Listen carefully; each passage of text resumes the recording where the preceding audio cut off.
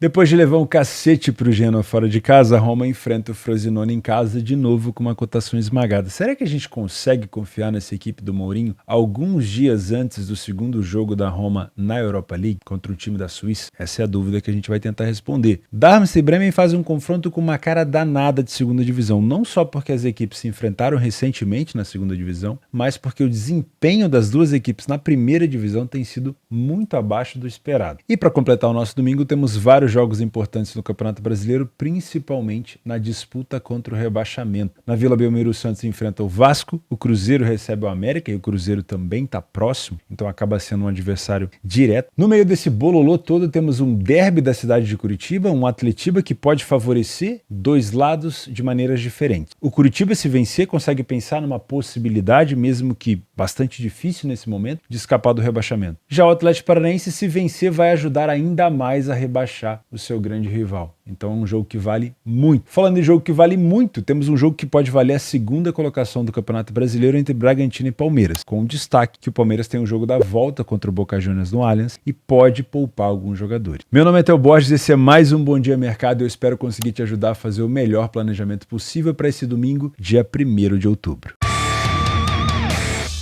Começamos o nosso planejamento às 10h30 da manhã na Alemanha no jogo do Darmstadt com o Bremen. Eu vou acordar mais cedo, eu começo 8h30 da manhã no domingo na segunda divisão da Alemanha. Se você quiser me acompanhar, o meu Telegram tá aqui embaixo. Se eu encontrar alguma coisa de valor, eu comento com vocês sempre. Mas no domingo, a segunda divisão começa um pouquinho mais tarde, meia hora depois. Se você quiser acordar mais tarde, esse é um bom jogo para você ficar de olho. Tá? Darmstadt e Bremen, que estão com cotações aqui bem parelhas e a gente já vai entender por quê, é um confronto que tem assim uma memória, que me traz uma memória afetiva legal, porque ele aconteceu recentemente na segunda divisão da Alemanha. Não é um confronto que aconteceu há 5, 6 anos numa Copa da Alemanha, numa DFB Pokal. É um confronto recente, tá? Tivemos um fator importante no meio desse intervalo de confrontos, né, desde que o Darmstadt subiu, que foi a saída do principal artilheiro do Bremen, o Niklas Füllkrug, que foi reforçar o Dortmund, né? O atual 9 da seleção alemã acabou deixando o Bremen. Porém, o Bremen contratou por empréstimo o Borré. O Borré, que era jogador do Frankfurt, que foi jogador do River Plate, marcou gol na final contra o Flamengo em 2019 e já balançou as redes. Então, eu não sei por quanto tempo o Bremen vai sentir falta do Füllkrug, viu? Porque o Borré é um cara bem esforçado e eu acho que consegue se adaptar ao estilo de jogo que o Bremen gosta de fazer, que é um estilo de jogo um pouco mais reativo. Mas vamos falar do momento que chegam essas duas equipes e por que lá no início, na introdução, eu falei que me parece um jogo de segunda divisão pelo desempenho das duas equipes. Vamos lá, na classificação o Darmstadt ocupa a 17ª colocação, é o vice-lanterna, mas somente por conta de saldo de gol, tá? Porque acabou marcando um pouco mais de gol em relação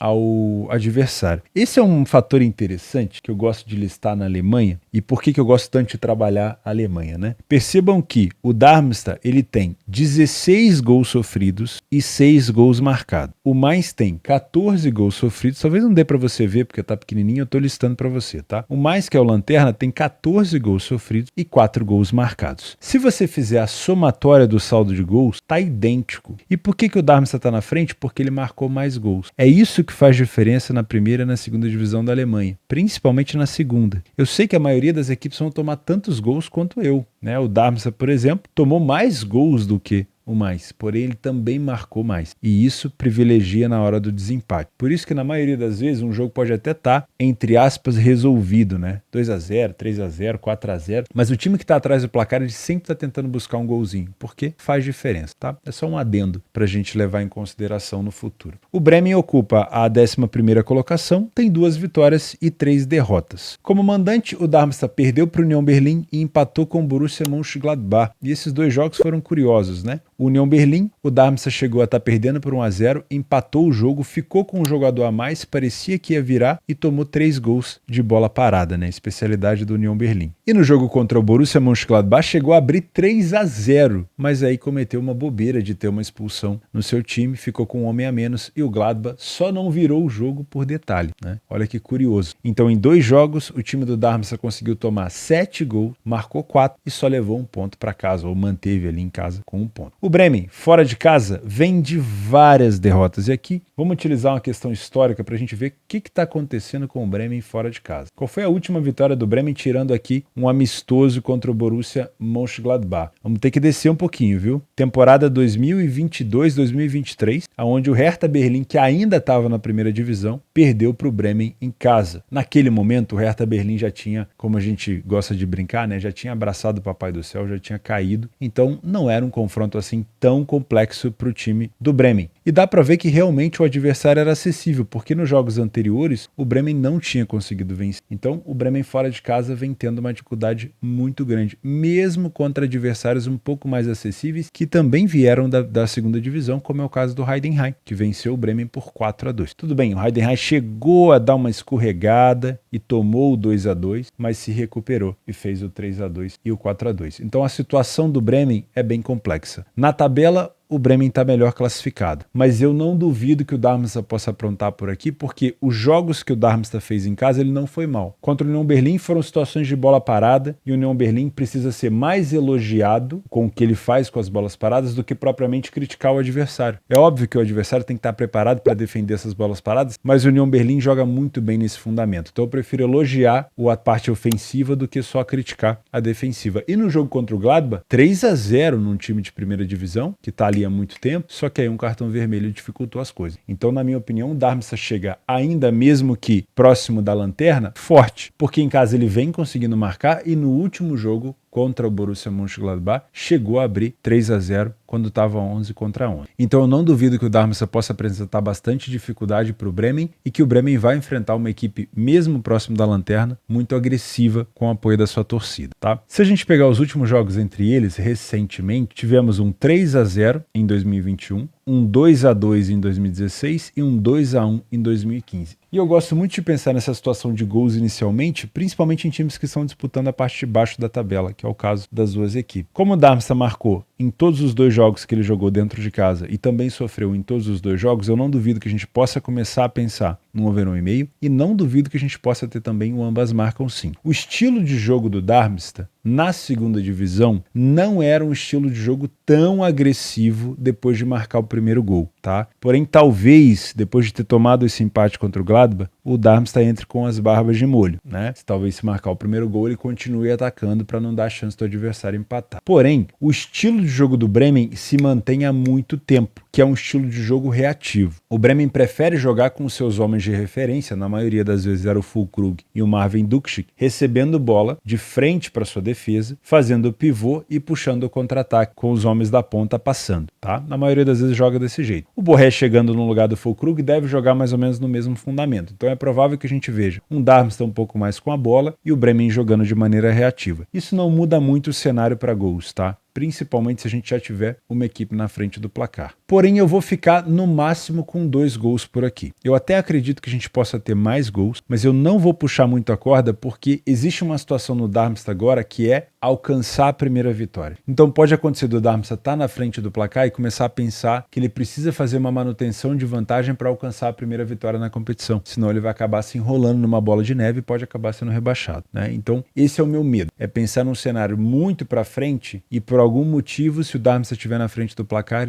ele acaba dando uma segurada. Então, no máximo, eu vou te indicar uma situação de 2 gols, mas não com essa cotação de 1,20. Espera uma valorização. O melhor dos mundos seria não ter gol no primeiro tempo, para a gente buscar 2 gols no segundo, porque aí essa cotação vai estar bem mais interessante. Não duvido do ambas marcam sim, tá? Da possibilidade das duas equipes marcando por aqui. Saindo da Alemanha, agora às 15h45 na Itália, a Roma enfrenta o Frosinone, e como a gente já comentou, a Roma vem de um cacete sofrido contra o Genoa. E nada melhor do que uma goleada, uma sapecada, para fazer as coisas melhorarem um pouquinho no próximo jogo, né? Costuma ser um efeito imediato, parece um remédio, né? E é muito provável que alguém pague o pato por aqui, e esse alguém tende a ser o Frosinone. O problema é confiar na Roma com essa cotação de 1,45, né? Porque a mesma Roma que deu um cacete no Empoli por 7-0, ela empatou com a Salernitana 2-2. O que difere a Salernitana do Empoli hoje? O nome, no máximo. Se você olhar a tabela aqui, a Salernitana tem 3 pontos, o Empoli também. Talvez o saldo de gols, né? O saldo de gols do Empoli é pior, o número de derrotas do Empoli é pior, legal, mas na tabela o que muda é o nome, vamos ser sinceros. Então, eu não sei se eu posso confiar. Eu acredito que a Roma venha mais agressiva, eu acredito que a Roma vence esse jogo, mas eu não confio nessa cotação. É diferente de não confiar no time. E o que a gente pode fazer a respeito disso? Esperar uma valorização. Ou torcer para um cenário adverso para a Roma no início, ela perdendo e tendo que buscar recuperação, e a gente vai ter uma cotação um pouco mais elevada. De novo, acredito numa vitória da Roma, mas acredito ainda mais que para a gente se arriscar nisso, a gente precisa de uma boa recompensa, tá bom? Por isso que eu falo sempre da cotação. Os últimos jogos do Frosinone são 5 partidas sem derrota. Venceu o Atalanta por 2-1 em casa, empatou com a Udinese, que vive má fase, então não foi um empate assim tão agradável, poderia ter tentado vencer. Venceu o Sassuolo, aquele mesmo Sassuolo que venceu a Juventus e o time da Inter, na casa da Inter. Empatou com a Salernitana e empatou com a Fiorentina. Percebe no Frosinone aqui uma tentativa de Robin Hood? Bate no Sassuolo, que tinha batido na Juventus e na Inter, bate na Atalanta, que é o adversário da Juventus, mas deixa ponto com a Salernitana, deixa ponto com a Udinese, deixa ponto com Fulaninho e Beltraninho, sinceramente, e também uma equipe difícil de se pensar que vai acabar vencendo a Roma no Olímpico. Mesmo assim, é uma situação onde a gente espera uma valorização dessa cotação da Roma. Historicamente, só para a gente fechar, nós temos confrontos com gols, na maioria das vezes. Num amistoso, eu vou ignorar, vou pegar um jogo aqui de Série A em 2019, né? O Frosinone esteve na segunda divisão durante bom tempo. A Roma venceu por 3-2 fora, meteu uma goleada em casa por 4-0, depois venceu em casa por 3-1 e assim vai, tá? Os últimos jogos da Roma em casa, a gente já comentou sobre isso. A Roma é uma equipe que costuma sofrer gol com bastante frequência dentro de casa, só não sofreu pro Empoli, e o Empoli vive uma fase também muito ruim. E o Frosinone fora de casa faz um bom tempo que não perde. A última derrota do Frosinone foi na Série B, ainda em 2022, pro Genoa por 1-0. Olha que curioso. E se a gente abrir mais o leque, ó, depois daquela derrota pro Genoa, foi uma derrota pro Parma por 2-1. Então é uma equipe que costuma tomar poucos gols e perder pouco. Tem vários empates? Tem vários empates, né? Por isso que a gente não consegue confiar tanto que o Frosinone possa vir talvez a vencer a Roma, mas que ele pode segurar a Roma em algum momento no jogo, acredito que sim, e também não duvido que ele possa marcar um gol por aqui. Se você é um trader e vai trabalhar numa bolsa esportiva, primeiro você tem que usar a melhor e maior bolsa esportiva do mundo, chamada Betfair, a minha grande parceira. O link tá aqui embaixo para você ganhar um bônus de R$200. Se você já fez o meu curso, tem uma aula do curso aqui no YouTube, na playlist de módulo iniciante, que ensina como você pega esse bônus. Tá? Tem obviamente, umas regrinhas, ninguém dá dinheiro de graça, mas tem umas regras ali que vão te ensinar a ter acesso a esse bônus, tá? Na Betfair você vai poder utilizar um software e aí é muito mais fácil, você vai ter muito mais agilidade. E se você vai trabalhar na Betfair, se você é um trader esportivo, dá para você dar um voto de confiança nessa Roma? Olha, no pré-live é difícil, mas se a Roma mostrar para você que hoje vai ser diferente, que ela aprendeu a lição do cacete sofrido contra o Genoa e ela passe a dominar o primeiro tempo, empurrando o Frosinone para trás, tendo aquele jogo ali massacrante, é difícil acontecer, tá? Eu tô só criando um cenário bacana aqui pra gente. Se isso acontecer, dá pra gente ficar de olho sim nesse back favorito da Roma. E olha, eu não consigo me lembrar da última vez que eu trabalhei back favorito na Roma, porque é um time safado, é um time que não dá tanta oportunidade pra gente. Porém, enfim, pode ser que esse cenário aconteça e você tem que estar preparado para isso. Se você é um Panther, eu só te indico vitória da Roma por aqui, se você me prometer que vai esperar uma valorização, tá? Por quê? Não é que a Roma não tenha a capacidade de enfiar 5, 6 gols no Frosinone, tá? Pelo contrário, a Roma meteu 7 gols no Empoli. É que, nesse momento, pelo que a Roma vem apresentando, eu acho que a recompensa pelo risco não vale a pena. Então eu espero uma valorização. Essa valorização pode vir de uma Roma jogando mal no início do jogo, para a cotação da Roma subir. Essa valorização pode vir de uma Roma massacrando, mas não conseguindo marcar um gol, e esse gol talvez vir no segundo tempo, como aconteceu agora há pouco contra o Barcelona. Tô gravando esse vídeo na noite de sexta-feira, aconteceu exatamente isso. O Barcelona martelou o Sevilha. A cotação do Barcelona era baixa, também era uma cotação arriscada pela recompensa oferecida. A cotação do Barcelona subiu, passou de 2 e o Barcelona marcou o seu gol. Vai acontecer isso com a Roma? A gente não sabe, mas é um cenário cabível, e também pode acontecer do Frosinone abrir o placar e a Roma ter que vir buscar aqui uma recuperação, e aí você pode pensar numa dupla chance. Outro cenário que eu gosto muito é uma situação para 2 gols, porque uma equipe que tomou 4 do Genoa vai querer descontar um pouquinho em alguém, e o Frosinone pode pagar o pato. É óbvio que, enquanto o jogo estiver arrastado no 0-0, eu não te indico trabalhar gols. Agora, depois do primeiro gol, pode ser interessante você buscar um over limite no final, ou mais 2 gols na partida, porque o Frosinone sim é uma equipe que costuma tomar poucos gols, mas atrás do placar e começando a descer na tabela de classificação, ele vai ter que se expor um pouco mais. E aí a Roma pode aproveitar nos contra-ataques. Às 16 horas no Campeonato Brasileiro, um Atletiba que vale muito, principalmente para o Curitiba. É óbvio que também tem a situação do Atlético atrapalhar o adversário, ajudar o adversário a se complicar ainda mais, mas vale muito para o Curitiba porque a situação do Curitiba é muito complexa. O Curitiba tem 14 pontos. Para ele sair da zona de rebaixamento nesse momento, ele teria que fazer pelo menos 13 pontos. Se eu não me engano, a gente tem mais umas 14 rodadas pela frente, né? 34 mais 4, 38 exatamente. Então, o Curitiba vai ter que fazer uma campanha, assim, muito, muito boa daqui para frente. Nada melhor do que vencer o seu principal rival para tentar buscar essa possibilidade. É impossível? Não é. É improvável. É muito difícil, porque as outras equipes não congelam. Elas vão jogar também. O Vasco tá melhorando, o Santos venceu o último jogo, o Goiás conseguiu um empate contra o Flamengo. As outras equipes que estão disputando contra o rebaixamento, elas não param de jogar, elas não congelam. Então é uma situação bastante improvável, mas não é impossível. E nada melhor do que tentar vencer o seu principal rival para tentar sair dessa situação tão ruim. Mas tem uma coisa ainda mais importante do que a vitória contra o Atlético Paranaense para o Curitiba, que é não perder. Porque a situação do clube já é muito difícil. Agora, você perder para o seu grande rival e você ver o torcedor rival te sacaneando de que eles conseguiram ajudar a cavar ainda mais o buraco que você vai se afundar ali na zona de rebaixamento e nunca mais vai sair. Mas a gente tem que pensar também, e esse aqui é um ponto importante da rivalidade, né? É importante a gente entender o tamanho que tem um clássico como esse, um derby como esse, que mais importante do que a vitória para o Curitiba é não perder esse jogo. É óbvio que você empatar esse jogo já é um resultado péssimo dentro de casa. Curitiba em casa venceu 2 partidas. Agora, você perder para o seu grande rival numa situação dessa, onde você está se afundando numa areia movediça e você permitir para o seu rival e toda a torcida fazer chacota com o seu momento, é horroroso, né? Emocionalmente falando, vai ser uma derrota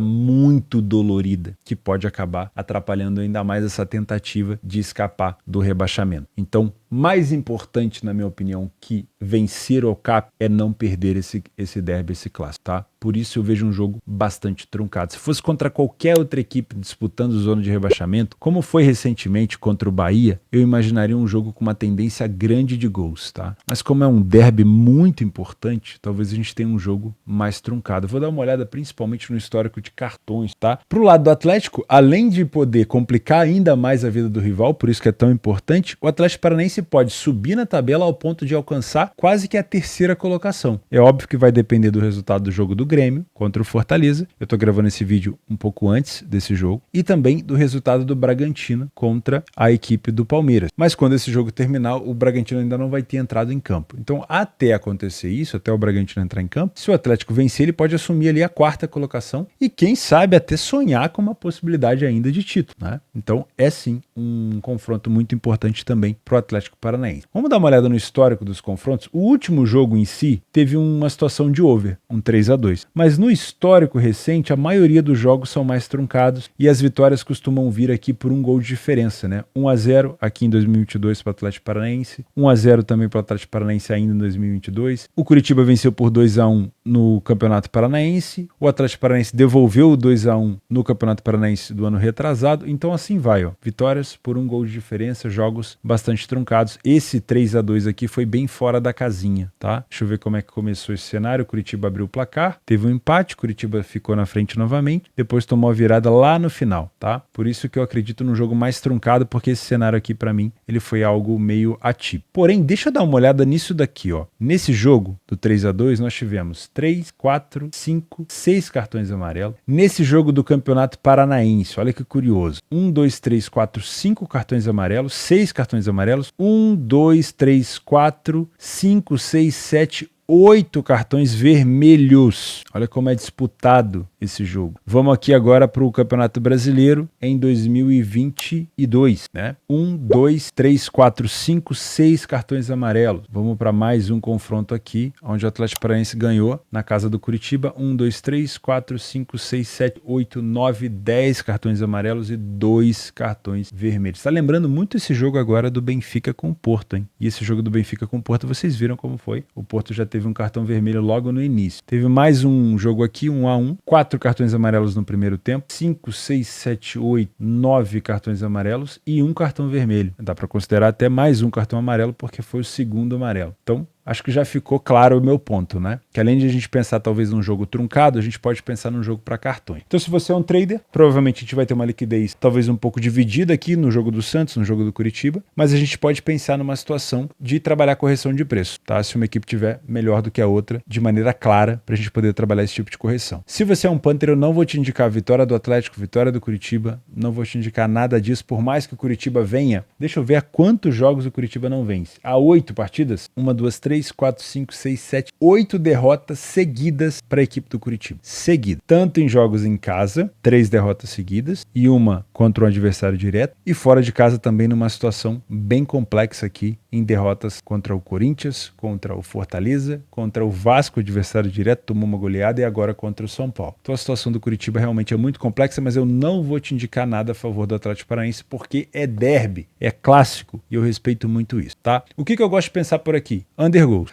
Théo, mas o último jogo entre eles foi 3-2, sim, mas pra mim foi um pouco fora do baralho, tá? Então eu gosto de pensar num jogo mais truncado, com uma possibilidade de menos de 3.5 gols. Lembrando que situação pra under você tem que cuidar. O under é igual um filho. Não faz under e vai beber cerveja e fritar bife. Lembra do meu conselho sempre, tá? Se precisar fechar a posição, principalmente em jogo onde tem tendência de cartão vermelho, tá? Principalmente. Você imagina o Atlético Paranaense na frente do placar. Torcida do Curitiba já chateadaça com o time. Aí o Atlético Paranaense começa a ter contra-ataque. Os zagueiros do Curitiba tentando matar esse contra-ataque de qualquer maneira. O juizão vai, mais um amarelo, 2, 3 daqui a pouco, entendeu? Então cuidado, a situação é under, mas pode se tornar um jogo over. E outro cenário é uma situação para cartões. Eu não sou especialista, não vou te indicar nada aqui, mas dá para você pensar numa situação de cartão amarelo, quiçá até numa possibilidade de cartão vermelho, né? Eu não sou especialista, não vou te indicar nada por aqui, mas deu para ver no histórico muito bem como é que acontece esse tipo de derby. Às 16 horas também no Campeonato Brasileiro, aqui um confronto muito importante na luta contra o rebaixamento. O Vasco da Gama, que acabou de sair da zona de rebaixamento depois de muito tempo, enfrenta o Santos, que acabou de entrar na zona de rebaixamento recentemente, mesmo tendo vencido o Bahia fora de casa numa grande virada. A situação do Santos não é fácil, não é essa vitória que vai fazer a chavinha do Santos mudar, na minha opinião. O Santos ainda tem muito que melhorar. Nos últimos 10 confrontos, o Santos venceu 2 partidas,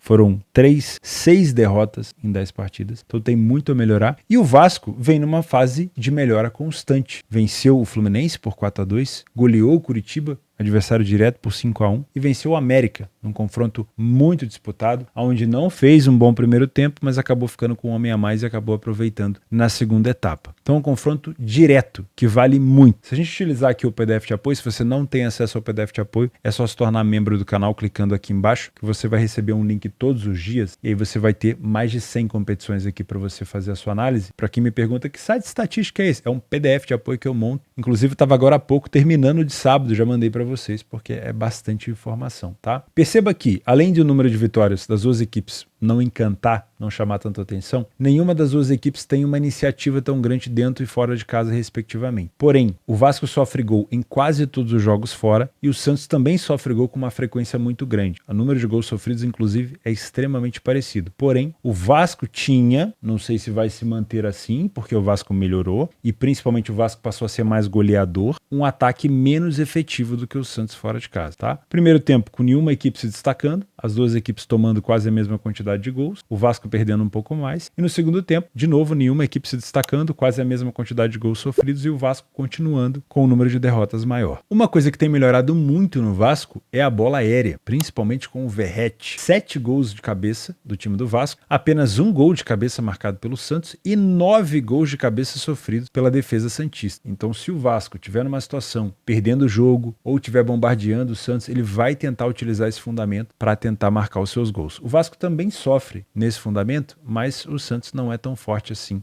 nessa questão. Se você é um trader, na minha opinião, não é jogo para você trabalhar no Match Odds, porque é um jogo que vale muito. Eu não vejo o Santos recuado, não vejo o Vasco recuado, acho que é um jogo de trocação. É importante você pontuar, né? Não vale a pena para o Vasco pensar, eu vou jogar pelo empate porque eu ganhei 3 jogos seguidos. Não vale a pena, porque o Bahia vai jogar, o Bahia pode complicar a vida do Flamengo. Nesse momento que eu tô gravando, talvez o Bahia tenha perdido ou ganhado do Flamengo, eu não sei. O Goiás vai jogar, o Internacional vai jogar, não dá para o Vasco ficar pensando, 3 vitórias já serviu. Não serviu, o Vasco tem que ir para cima cima e tem que fazer um adversário direto não pontuar. E vencer na casa do adversário, obviamente, é a maneira de fazer isso. Já o Santos, vencendo o Vasco, o Santos consegue sair da zona de rebaixamento momentaneamente ou pelo menos ocupar a posição que o Vasco está. Então é um adversário super direto que o Santos não pode pensar também e deixar pontuar. Então é uma situação para mim de jogo de trocação. Mas se você quiser trabalhar o match odds, o resultado final aqui, com muita leitura de jogo, talvez dê para você explorar alguma coisa para correção de preço. Se você é Panther, o cenário que eu quero explorar por aqui é um cenário de 2 gols. O mercado não acredita tanto, mas eu acredito e dá até para pegar uma cotação mais valorizada ao longo do jogo. Os últimos jogos onde o Santos mandou a partida, 2-2 e 3-0. E se a gente utilizar o PDF de apoio, em 83% dos jogos em casa do Santos tivemos 2 gols, o over 1,5, e em 83% dos jogos fora de casa do Vasco também tivemos o over 1,5. O over 2,5 não é tão comum, mas o over 1,5 sim, tá? Então não duvido que a gente possa ter pelo menos 2 gols por aqui. Às 18h30 ainda no Campeonato Brasileiro, para a gente fechar as análises mais aprofundadas. Eu sei que você deve estar cansado, eu também tô. Sexta-feira à noite, quero aproveitar um pouquinho a família, mas vamos falar com detalhe nesse jogo do Bragantino com o Palmeiras, porque é um jogo importantíssimo. O Palmeiras tem o jogo da volta agora contra o Boca Juniors. Depois desse jogo a gente vai contar aqui, dia 1º, são 4 dias, não dá nem pra falar que são 4 dias de descanso, são 3 dias e mucadinho ali de descanso. Então é um jogo assim, que tende a fazer com que o Palmeiras talvez coloque um time misto. Não sei se o Abel vai priorizar agora, eu acho que a prioridade é total a Libertadores, né? Mas é uma rodada importante porque o Bragantino é um adversário direto. Esse jogo pode valer a segunda colocação. Se por acaso o Botafogo vacila, o Palmeiras pode diminuir ainda mais a vantagem. O Bragantino também pode pensar a mesma situação. Então eu não sei se é um jogo onde o Palmeiras teria possibilidade de colocar um time totalmente reserva, mas ainda assim, o jogo contra o Boca não está resolvido. Ter empatado lá não quer dizer muita coisa, né? Mas o Palmeiras é grande favorito para passar para a final. Porém, a situação aqui, né, de fazer essa peteca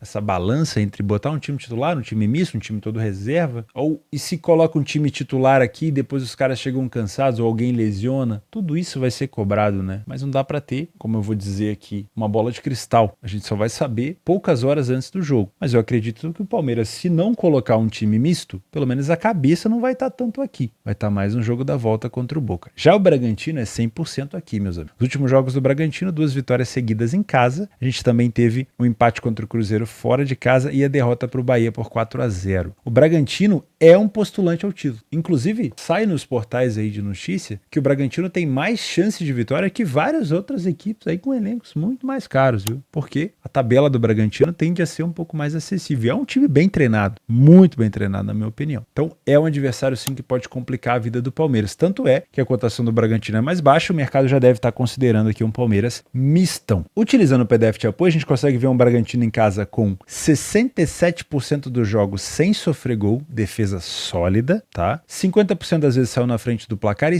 quase 60% das vezes venceu. É uma equipe que falhou pouco em marcar. Tem um número de gols marcados acima de 1,5 gols por jogo. Já o Palmeiras não abre tanto o placar, não tem tanta essa iniciativa fora, não teve tantas vitórias fora de casa, não é uma temporada tão boa do Palmeiras fora de casa, mas também tem uma defesa mais sólida. Em 46% dos jogos não sofreu gol, tá? O primeiro tempo do Bragantino já é conhecido, ele demonstrou isso contra várias equipes. É um primeiro tempo de muita agressividade. Vai me assustar muito se o Bragantino não partir para cima do Palmeiras no início. É o estilo de jogo deles, tá? 50% de vitória, 17% de derrota, 10 gols marcados e 4 gols sofridos. Já o Palmeiras não tem um bom desempenho no primeiro tempo, menos de 40% de vitória, mais de 30% de derrota e o número de gols marcados e sofridos bem parecido. Já no segundo tempo, o Palmeiras tem uma melhora, mas os números do Bragantino no segundo tempo continuam bem parecidos, né? O número de vitórias cai um pouquinho, mas o número de gols marcados e sofridos continua a mesma coisa, então dá para dizer que é um segundo tempo mais parelho. A grande vantagem do Palmeiras é na bola parada, mas aí a gente não sabe se o Gustavo Gomes, por exemplo, vai ser titular ou não, se ele vai ser poupado ou não, se ele tá suspenso, acredito que não, mas é muito provável que a gente possa ter aqui alguns jogadores que são bons nesse fundamento sendo poupados, né? Mas o Palmeiras tem um excelente fundamento de bola aérea, tá bom? Se você é um trader por aqui, se o Palmeiras vier misto, desfocado, titular desfocado ou todo reserva, se o Bragantino apresentar a sua característica de imposição no primeiro tempo, dá para pensar no Lei a pior equipe em campo por aqui, com gestão de banca, porque a gente está falando do Palmeiras, time que é muito bem treinado, mesmo que seja uma equipe mista, tá? Ou desconcentrada. Mas dá para pensar se o Bragantino estiver muito bem, só toma cuidado com os contra-ataques. Se você é Panther, dá para pensar no empate anula do Bragantino? Olha, não sei, não é a minha aposta para esse jogo, mas conversando aqui com vocês, se o Palmeiras vier com time misto ou reserva, dá para pensar, mas não é a minha aposta para esse jogo. A minha aposta para esse jogo é um under 3,5. Eu vou te explicar o porquê. Primeiro, pela qualidade defensiva das duas equipes. O Bragantino tomou 0,58 gols por jogo, o Palmeiras 0,77. Isso dentro e fora de casa, respectivamente, tá? Nos jogos do Bragantino, em apenas 33% deles em casa, tivemos o over 2,5. Tô falando do 3,5, né? E no Palmeiras, em apenas 38% também tivemos o over 2,5. Além disso, em apenas 8% dos jogos, o Bragantino sofreu mais do que 2 gols em casa. Em apenas 8% dos jogos, ele marcou mais do que 2 gols em casa. O Palmeiras, em apenas 15% dos jogos fora, ele marcou mais do que 2 gols. E em nenhuma situação ele sofreu mais do que 2 gols. Então é uma situação que me parece cabível esse under 3,5. Como o mercado está esperando um jogo para gols, a gente consegue ver que o over 1,5 está até mais baixo do que Santos e Vasco, o under 3,5 acaba sendo cabível. Eu gosto de trabalhar under? Eu não gosto. Não é o mercado que eu gosto de fazer, mas é um jogo que tem uma expectativa, porque mesmo que o Palmeiras entre com um time misto, a tendência é que o Palmeiras tente pelo menos pontuar esse jogo, porque o grande jogo do Palmeiras recente é o jogo da volta para se classificar para uma final de Libertadores e tentar um tetracampeonato. Então, na minha opinião, o Palmeiras não vem para esse jogo para destruir o Bragantino, para golear o Bragantino, até porque se a gente pegar os últimos jogos do Palmeiras, teve um gol marcado pelo Breno Lopes contra o Goiás no finalzinho e depois, só naquele jogo contra o Vasco, uma falta do Rafael Veiga. Passou em branco contra o Pereira, passou em branco contra o Corinthians, passou em branco contra o Grêmio, passou em branco contra o Boca Juniors. Então não tô vendo também um Palmeiras tão goleador assim. E o Bragantino é uma equipe agressiva, que consegue marcar gol, mas vai enfrentar uma defesa muito sólida, né? Então, sinceramente, eu não duvido que a gente possa ter um jogo aqui mais truncado, tendendo a uma situação de under goals. Esse é o cenário que eu tracei para esse jogo. Se você for trabalhar under por aqui, obviamente, cuida, como um filho, porque a gente pode ter situação de cartão e tudo mais. Pode ser um jogo atípico, mas a tendência é que a gente tenha um jogo mais truncado. O Bragantino, ele tem que ser favorito mesmo, principalmente se o Palmeiras colocar um time misto. Mas não ache que o time misto, ou reserva, ou titular desconcentrado do Palmeiras, é um time ruim, né? O Bragantino, ele vai passar um dobrado, obviamente, para tentar buscar essa vitória por aqui. Ufa! Agora vamos falar um pouquinho sobre os jogos extras, para a gente finalizar o nosso planejamento desse domingo. Vou seguir a ordem de provável vitória do favorito, favoritos que podem se complicar. Para você ter acesso a essa lista que eu faço no Radar Esportivo, tem sempre o link aqui embaixo, e aí o link é o do dia, né? Tem Radar domingo, Radar sábado, Radar segunda. É só você clicar aqui. Se não tiver atualizado, me manda mensagem que eu atualizo para você, tá? Mas a maioria das vezes vai estar atualizado. Já falamos da Roma, então nós temos um jogo do Atlético de Madrid contra o Cádiz. É provável vitória do favorito, tá? Os últimos jogos entre eles, o Atlético de Madrid venceu 4 de 5 e quando jogou dentro de casa marcou 5-1 e 2-1. Pode sofrer gol por aqui o Atlético? Pode, mas tendo vencido o Real Madrid recentemente e agora fora de casa o Osasuna, é provável que o Atlético de Madrid consiga vencer em casa a equipe do Cádiz. Cuidado só com a cotação, tá? Que tá um pouquinho esmagado. Favoritos que podem se complicar, temos o Fenerbahçe, não é porque ele tá numa fase ruim, pelo contrário, o Fenerbahçe está com 100% de aproveitamento, é porque o adversário Rizespor é um adversário chato, tá? Que também venceu mais do que perdeu fora de casa, só por isso. Agora, se no live você vê um Fenerbahçe amassando o adversário, esquece, tá? É só para você ter um pouquinho de cautela. A mesma coisa no Molde contra o Vaik. O adversário é que é o complicado por aqui. O Molde é uma equipe muito boa, com 7 vitórias em 10 jogos em casa, só perdeu uma. Porém, o Viking é o líder do campeonato, tem mais pontos até que o Bodo Glimt, que é a sensação do momento, e é um dos melhores visitantes da competição. Então, não estou dizendo que o Molde ele vai perder, estou dizendo que ele pode se complicar porque o adversário é chato, tá? Jogos com tendência para gols, se você acorda um pouquinho mais cedo, até antes da Bundesliga 2, temos o Leicester contra o Blackburn. O Leicester vai fazendo uma excelente campanha na Championship e olha, não está decidido ainda, mas pode ser que o Leicester consiga retornar logo de primeira, tá? E como o Leicester vem marcando gol com bastante frequência, acho que dá pra gente pensar numa situação de pelo menos 2 gols por aqui. Nuremberg e Magdeburg, Elversberg e Grottenfurt e Osnabrück e Kaiserslautern da segunda divisão também são jogos com tendência de gols, principalmente se tivesse que listar os dois primeiros, o Elversberg com o Furt e agora o Nuremberg contra o Magdeburg. O Elversberg conseguiu emplacar uma sequência de 3 vitórias, se eu não me engano, foi um jogo aqui